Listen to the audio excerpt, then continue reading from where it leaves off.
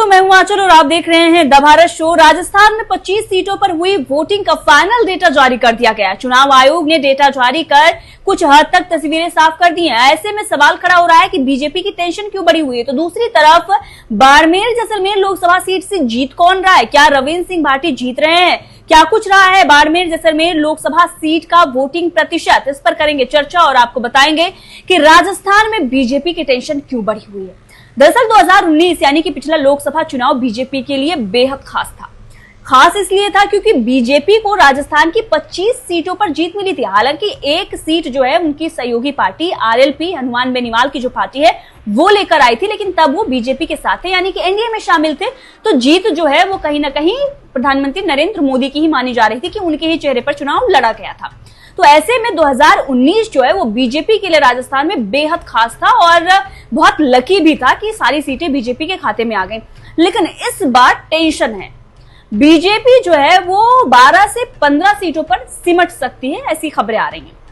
अब वोट प्रतिशत को देखकर जिस तरीके से आंकड़े जो है वो सामने आए हैं उसे देखकर अंदाजा जो लगाया जा रहा है, ऐसे में बाड़मेर जैसलमेर लोकसभा सीट का क्या है हाल, चलिए आपको बताते हैं पूरी रिपोर्ट। और रविंद्र सिंह भाटी जीत रहे हैं या नहीं इसके बारे में भी।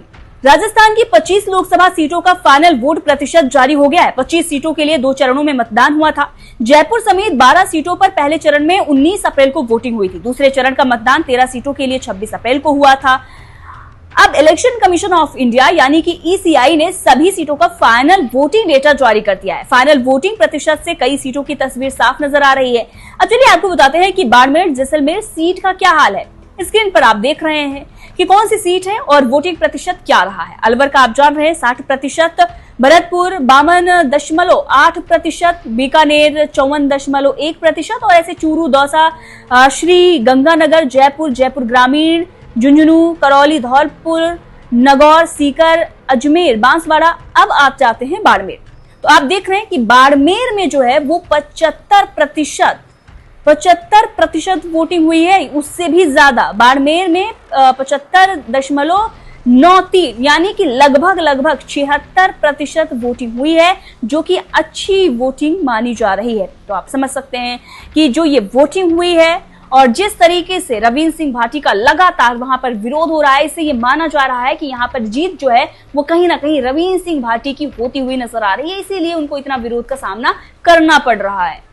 अब बढ़े हुए वोट प्रतिशत से आप इस बात का अंदाजा लगा सकते हैं कि सत्ता के खिलाफ कितना आक्रोश है, कितनी नाराजगी है। वैसे ये जो वोट प्रतिशत बढ़ा है इससे बताया जा रहा है कि लड़ाई 2 लोगों के बीच में है। कांग्रेस के उम्मीदवार उमेदराम बेनीवाल और निर्दलीय प्रत्याशी रविंद्र सिंह भाटी, इन दोनों के बीच में लड़ाई है, लेकिन पलड़ा जो है वो भारी रविंद्र सिंह भाटी का ही बताया जा रहा है। अब इसके बाद जो और बाकी सीटें हैं उनका भी वोट प्रतिशत आप देख सकते हैं। बाड़मेर के बाद भीलवाड़ा, चित्तौड़गढ़, जलौर, झालावाड़, जोधपुर, कोटा, पाली, राजसमंद, टोंक, सवाई माधोपुर, उदयपुर, इनका जो वोट प्रतिशत है वो भी स्क्रीन पर आप देख सकते हैं। अब आपको बता दें कि जो बड़े नेता थे जो राजस्थान में चुनाव लड़ रहे थे, जिनकी चर्चाएं थी, उनमें से कोटा से बीजेपी के ओम बिरला आप सभी जानते हैं, जिनके लिए पूरी फौज बीजेपी ने लगा दी। हालांकि फौज तो बाड़मेर में भी उतारी गई थी, लेकिन गेम उल्टा हो गया। बाड़मेर जैसलमेर से बीजेपी के केंद्रीय मंत्री कैलाश चौधरी, उनके लिए पूरी फौज, प्रधानमंत्री नरेंद्र मोदी, कंगना रनौत सभी वहां पर गए और चुनाव प्रचार किया, लेकिन उसके बाद भी वो हार रहे हैं, ऐसी रिपोर्ट आ रही है। वहीं आपको बता दें कि जोधपुर से बीजेपी के केंद्रीय मंत्री गजेंद्र सिंह शेखावत, बीकानेर से बीजेपी के केंद्रीय मंत्री अर्जुन राम मेघवाल, बाड़मेर जैसलमेर से निर्दलीय प्रत्याशी रविंद्र सिंह भाटी, इन सबकी काफी चर्चा हुई है। अब भले ही बड़े बड़े नाम उतारे गए हों, लेकिन सबसे ज्यादा अगर चर्चा किसी की हुई है पूरे देश में तो वो रविंद्र सिंह भाटी थे और बाड़मेर जैसलमेर लोकसभा सीट की चर्चाएं चल रही थी।